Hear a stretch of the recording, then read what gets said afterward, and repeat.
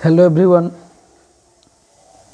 Unit 1 the solid state set 1 तीन set में है, सेट 1, सेट 2, सेट 3। तो सेट 1 का आज हम लोग 10 क्वेश्चन देखेंगे। 10-10 क्वेश्चन पर डे देखना है। मेरा पहला क्वेश्चन इस प्रकार है, सोडियम ऑक्साइड में सोडियम का उप सहसंयोजन संख्या कितनी है? The coordination number in sodium oxide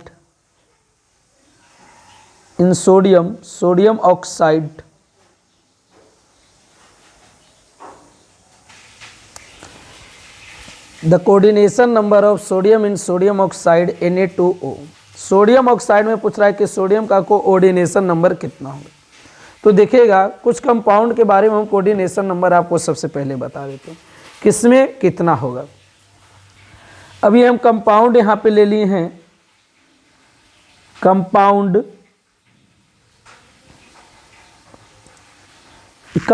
ले लिए हैं। तो कोई कंपाउंड ले लिए हैं यहाँ पर, और यहाँ ले लेते हैं कोऑर्डिनेशन नंबर। अब कंपाउंड लिए हैं, यहाँ पर ले लेते हैं NaCl कंपाउंड ले लिए हैं। तो NaCl के लिए देखिए जो होता है FCC स्ट्रक्चर, और इसका कोऑर्डिनेशन नंबर के बात करेंगे तो कोऑर्डिनेशन नंबर 6:6 होगा। दूसरा ले लेते हैं ZnS जिंक सल्फाइड। इसके लिए भी आपका होता है FCC स्ट्रक्चर, और इसके लिए कोऑर्डिनेशन नंबर 4:4। और उसके बाद ले लेते हैं Na2O सोडियम ऑक्साइड।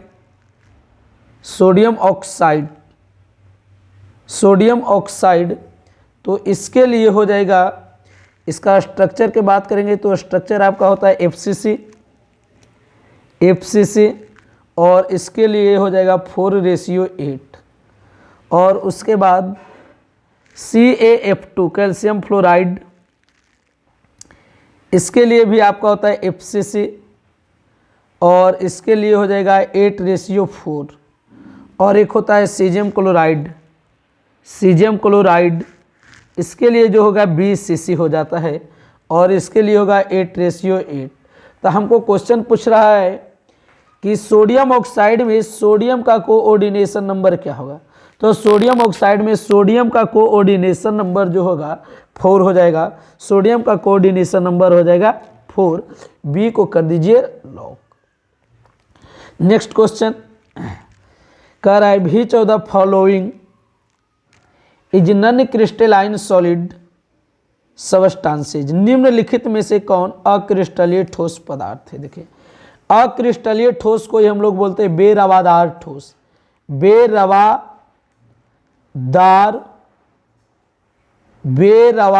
ठोस।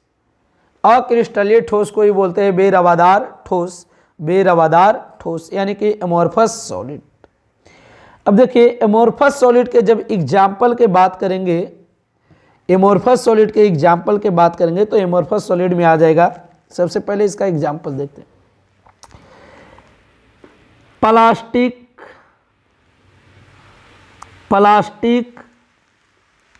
रबड़,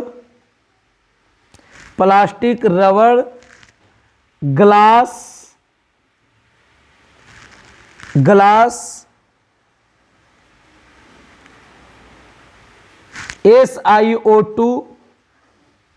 SiO2, इसको हम लोग क्वार्ट्ज ग्लास बोलते हैं। SiO2 को क्वार्ट्ज ग्लास, SiO2 जो है इसको हम लोग क्वार्ट्ज ग्लास बोलते हैं।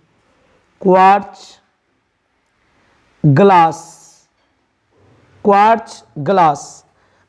प्लास्टिक, रबर, टेफ्लॉन, ये सब आपका है एमोर्फस सॉलिड। अब एमोर्फस सॉलिड में देखिए कंस्टिट्यूएंट पार्टिकल के बात करेंगे तो कंस्टिट्यूएंट पार्टिकल इरेगुलर होता है। कंस्टिट्यूएंट पार्टिकल इरेगुलर यानी कि लगातार क्रम में सजा नहीं होगा, इरेगुलर भी। और इसका ज्योमेट्रिकल स्ट्रक्चर के बात करेंगे तो ज्योमेट्रिकल स्ट्रक्चर हो जाएगा indefinite. Indefinite, geometrical structure indefinite हो जाएगा। कंस्टिट्यूएंट पार्टिकल इरेगुलर वे में, ज्योमेट्रिकल स्ट्रक्चर इंडिफिनिट हो जाएगा। और देखिए ये जो होता है नॉन क्रिस्टलाइन सॉलिड यानी एमोर्फस सॉलिड, ये जो होता है isotropic, isotropic, isotropic in nature, isotropic in nature, isotropic in nature. और इसका देखिए मेल्टिंग पॉइंट जो होगा, melting point is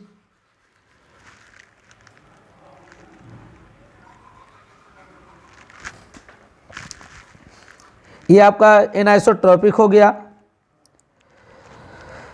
next question, Avogadro संख्या Na बराबर, एवोगाड्रो संख्या Na को हम लोग बोलते हैं एवोगाड्रो नंबर, Na जो है, चलिए इसका आंसर क्या कर दिए, अक्रिस्टलीय ठोस का उदाहरण आपका क्या हो जाएगा, इसमें देखिए ऑप्शन है ग्लास, तो कर दीजिए सी ग्लास। नेक्स्ट क्वेश्चन है एवोगाड्रो नंबर, तो एवोगाड्रो नंबर को हम लोग बोलते हैं Na, Avogadro number, Avogadro, Avogadro, Avogadro, Avogadro number,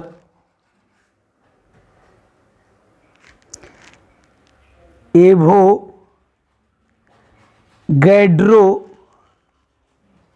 number, Avogadro number. अब इसको हम लोग Na से, इसके लिए जो वैल्यू होता है 6.023 इंटू 10⁻23, 6.023 इंटू 10⁻23। ये क्वेश्चन बार बार रिपीट करते रहता है। अल्टरनेट, ये आपका एवोगाड्रो नंबर। और एक आपको याद रखना है मैग्नेटिक मोमेंट, बोर मैग्नेटम 1 bm का वैल्यू, 1 bm का वैल्यू जो होता है, 1 बोर मैग्नेटम का वैल्यू होता है 9.27 इंटू 10⁻⁻24 AM²। ये वाला भी वैल्यू आपको याद रखना है, ये वैल्यू याद रखना है। एक याद रखना है, एक इलेक्ट्रॉन पर जो चार्ज होता है 1.6 इंटू 10⁻⁻19 कूलम, 1.6 इंटू 10⁻⁻19 कूलम। ये वैल्यू इतना आपको क्या करना है, याद रखना है। चलिए, तो एवोगाड्रो संख्या Na बराबर क्या हो जाएगा, 6.023 इंटू 10⁻23, 6.023 इंटू 10⁻23, बी को कर दिया जाए लॉक। नेक्स्ट कह रहा है number of sharing unit cell present in each face centred in FCC cubic. कह रहा है FCC घनीय कोष्ठक में एक फलक केंद्र में उपस्थित परमाणु कितने कोष्ठक में साझा करते हैं, यानी कंट्रीब्यूशन पूछ रहा है कि कंट्रीब्यूशन देखिए, तो कंट्रीब्यूशन के बात करेगा तो कंट्रीब्यूशन हो जाएगा 6। और यदि ये number of atom per unit cell के बात करता Z का वैल्यू तो हो जाता 4। Number of atom per unit cell होगा 4, लेकिन कंट्रीब्यूशन जो होगा साझा करेगा, कितना करेगा, 6 unit cell, 6 unit cell. Next, निम्नलिखित में से कौन बेरवादार ठोस है। बेरवादार यानी कि एमोर्फस सॉलिड, बेरवादार को ही हम लोग बोलते हैं अक्रिस्टलीय ठोस, अक्रिस्टलीय ठोस, अक्रिस्टलीय ठोस। अभी इसके पहले तुरंत बताए थे अक्रिस्टलीय ठोस का एग्जाम्पल ग्लास, प्लास्टिक, रबड़, सेलोफेन और टेफ्लॉन, और एक बताए थे quartz glass, quartz glass, quartz glass SiO2।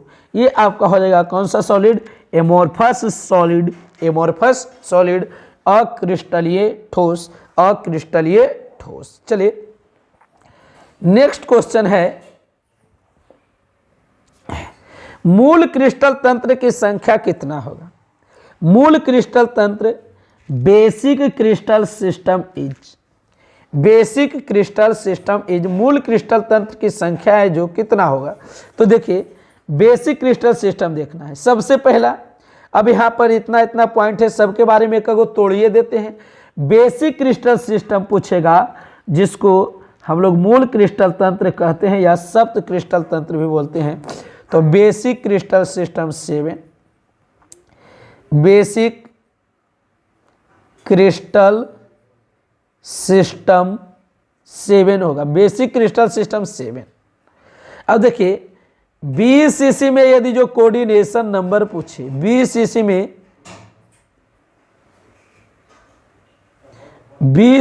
Coordination number पूछे तो बीसीसी में कोऑर्डिनेशन नंबर 8, बीसीसी में कोऑर्डिनेशन नंबर 8। और यदि जो 2D HCP में पूछे, 2D HCP में कोऑर्डिनेशन नंबर पूछे, समन्वय संख्या या उपसर संयोजन संख्या, तो हो जाएगा 6। और यदि जो 2D SCP में पूछे, 2D SCP 2 dimensional square close packing में कोऑर्डिनेशन नंबर, उपसर संयोजी संख्या या समन्वय संख्या, तो कितना हो जाएगा 4। देखिए यही से क्वेश्चन पूछता है, ये आपका बेसिक क्रिस्टल सिस्टम 7 गो है। एक क्वेश्चन पूछता है कि ब्रेवियस लैटिस, सबसे पहले देखते हैं बेसिक, एक एक पॉइंट इसका कर देते हैं। देखिए बेसिक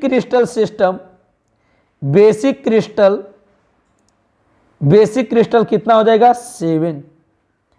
ब्रेवियस लैटिस जो होगा, ब्रेवियस लैटिस हो जाएगा 14। और यदि जो क्यूबिक में पूछ दिया, ब्रेवियस लैटिस इन क्यूबिक, ब्रेवियस लैटिस इन क्यूबिक, क्यूबिक का हिंदी होता है घनीय, घनीय जालक में ब्रेवियस लैटिस पूछ दिया तो हो जाएगा 3। और ऑर्थोरोम्बिक में होता है, देखिए सबसे ज्यादा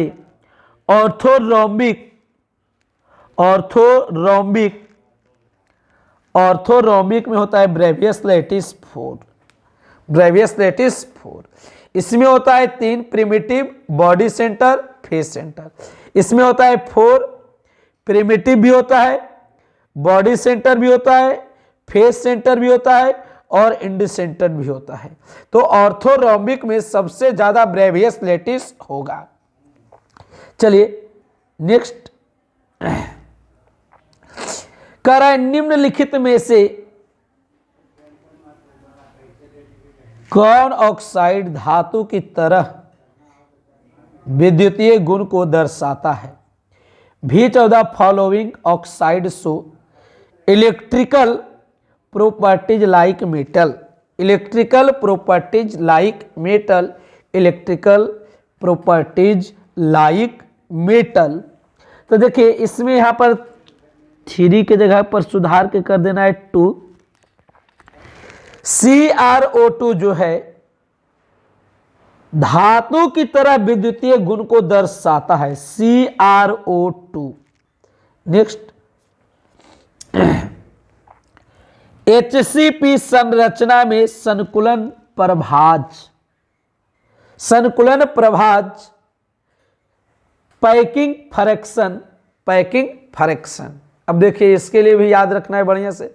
सबसे पहले ये जो पैकिंग फ्रैक्शन है, इसके लिए फॉर्मूला होता है 4y3 pi R Q Z 4/3 pi R Q Z upon 3a cube,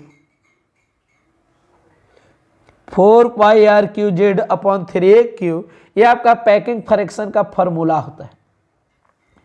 ये हो गया पैकिंग फ्रैक्शन का फॉर्मूला।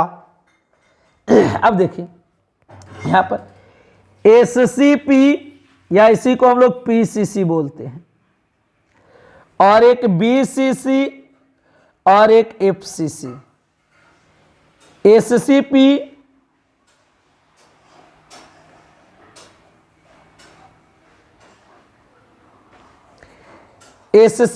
PCC और एक BCC और FCC।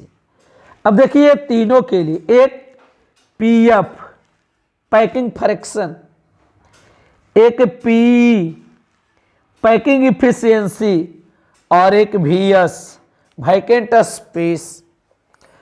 तो पीएफ, पीई और वीएस। तो एससीपी के लिए पैकिंग फ्रैक्शन की बात करेंगे तो 0.52, इसके लिए 0.68 और इसके लिए 0.74, 0.74। अब पैकिंग इफिशियंसी की बात करेंगे तो 52%, 68% और 74%, 74%। वैकेंट स्पेस की बात करेंगे तो 48%, 32% और 26%। अब ये देखिए, ये क्वेश्चन बार बार रिपीट करता है। ऑब्जेक्टिव में क्वेश्चन डालेगा कि बताइए बीसीसी में वैकेंट स्पेस क्या होगा, एफसीसी में वैकेंट स्पेस क्या होगा। तो एफसीसी में वैकेंट स्पेस क्या होगा, तो यहां देखिए सब बता दिए। एससीपी के लिए पैकिंग फ्रैक्शन 0.52, बीसीसी के लिए पैकिंग फ्रैक्शन 0.68, एफसीसी के लिए 0.74। Packing efficiency 52%, 68%, 74%।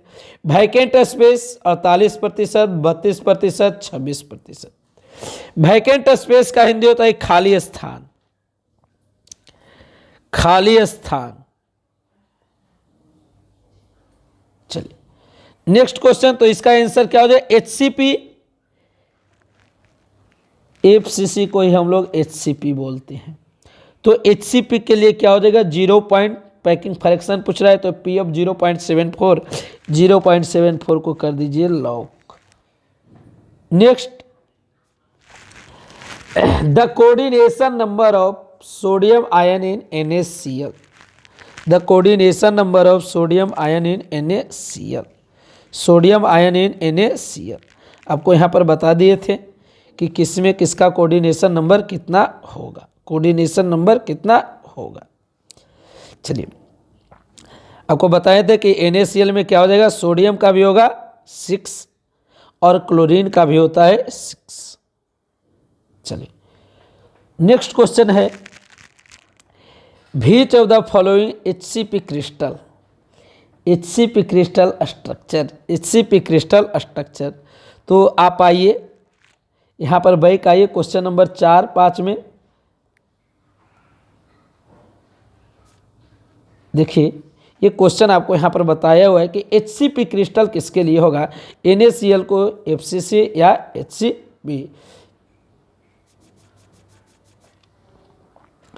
तो आपका सीजियम क्लोराइड, BCC के लिए रुबिडियम क्लोराइड, आपका नहीं जिंक है केवल, तो इसको हटा दीजिए। तो NaCl पूछ रहा है तो NaCl किसके लिए हो जाएगा, HCP या इसी को हम लोग FCC। तो NaCl जो है आपका HCP या BCC, HCP या FCC के लिए हो जाएगा सोडियम क्लोराइड, और ये आपका हो जाएगा BCC के लिए। तो ये आपका 10 क्वेश्चन हुआ। अगला लेक्चर में 10 क्वेश्चन और कराएंगे। 3 टर्म में इसको ख़त्म कर देना है, सेट 1 को, सेट 1, सेट 2, सेट 3। तो पहले सबसे पहले हम लोग देखेंगे सेट 1 को। आप लोग को देखिए एक होमवर्क के रूप में हम दे देते हैं क्वेश्चन, उसको बना लेना है, ज़्यादा कुछ नहीं करना है। यहाँ से यहाँ तक 2 क्वेश्चन कर देते हैं। एक क्वेश्चन आपको बना लेना है, सॉलिड सो डिफिनिट वॉल्यूम भाई, डिफिनिट वॉल्यूम भाई, सॉलिड सो डिफिनिट वॉल्यूम भाई, हिंदी लिख लेना है। ठोस का आयतन, ठोस का आयतन, ठोस का आयतन निश्चित होता है क्यों, ठोस का आयतन निश्चित होता है क्यों, ठोस का आयतन निश्चित होता है क्यों। एक कर लेना है सॉलिड, ठोस दृढ़ होते हैं क्यों, ठोस दृढ़ होते हैं क्यों। या ठोस कड़ा होते हैं क्यों? Solid are rigid why? Solid are rigid why? Solid are rigid why? Solid are rigid why? Solid are rigid why? चलिए नेक्स्ट थीम में मिलते हैं। 10 क्वेश्चन फिर स्टार्ट करेंगे वहाँ पर। चलिए आज के लिए इतना ही रहने